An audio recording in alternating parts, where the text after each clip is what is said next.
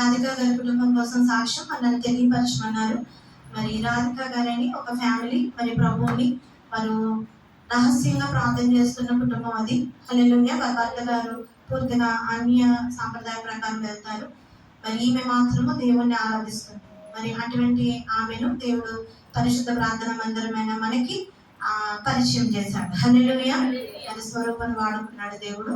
ఆమె prayer request ఏంటంటే తన భర్త కుటుంబం రక్షింపబడాలి మొదటిది. రెండవది కుమారుల చదువు నిమిత్తము ఆమె ప్రార్థన చేయమని కోరారు. మూడవది వాళ్ళ అమ్మగారు వాళ్ళ నాన్నగారికి మనశ్శాంతి, చిన్న చిన్న గొడవలు ఉన్నాయి వాళ్ళ తమ్ముడు ద్వారా, అవన్నీ పోయి సంతోషంగా వాళ్ళు ఉండాలి. ఈ 3 అంశాలు బట్టి ప్రార్థన చేయండి. అలాగే ఆమె ఒకటే మాట అన్నారు, దేవుని చిత్తమైతే మా కుటుంబం వచ్చి పరిశుద్ధ ప్రార్థన మందిరంలో రక్షణ పొందాలి.